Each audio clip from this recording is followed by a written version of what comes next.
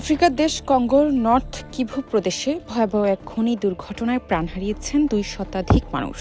ডুবাই এলাকার একটি কোলটান খনিতে সংঘটিত এই মর্মান্তিক ভূমিধস সাম্প্রতিক সময়ের অন্যতম বড় মানবিক বিপর্যয় হিসেবে বিবেচিত হচ্ছে।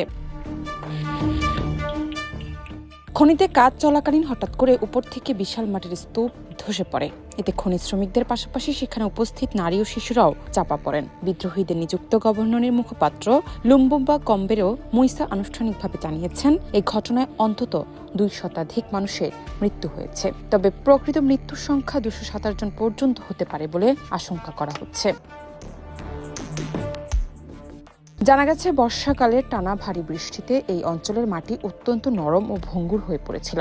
দুর্গম এলাকা এবং বিদ্রোহীদের নিয়ন্ত্রণে থাকার কারণে উদ্ধার কার্যক্রম ও তথ্য সংগ্রহে ব্যাপক বিলম্ব হয়। দুর্ঘটনায় আহত অন্তত ২০ জনকে গুরুতর অবস্থায় স্থানীয় স্বাস্থ্যকেন্দ্রে ভর্তি করা হয়েছে। উদ্ধারকারীরা কিছু মানুষকে জীবিত উদ্ধার করলেও অনেকের অবস্থাই আশঙ্কাজনক। রুবাই অঞ্চল বিশ্বব্যাপী মোট কোলটান উৎপাদনের প্রায় ১৫% সরবরাহ করে। এই খনিজ থেকে উৎপাদিত ট্যান্টালাম আধুনিক মোবাইল ফোন, কম্পিউটার, মহাকাশযান এবং গ্যাস টারবাইনে ব্যবহৃত হয়। জাতিসংঘের অভিযোগ অনুযায়ী AFC-M দেশ বিদ্রোহী গোষ্ঠী এই খনি থেকে প্রাপ্ত অর্থ দিয়ে তাদের সশস্ত্র কার্যক্রম পরিচালনা করছে। যদিও প্রতিবেশী রুয়ান্ডার সম্পৃক্ততায় অভিযোগ কিগালি সরকার বরাবরই অস্বীকার করে আসছে।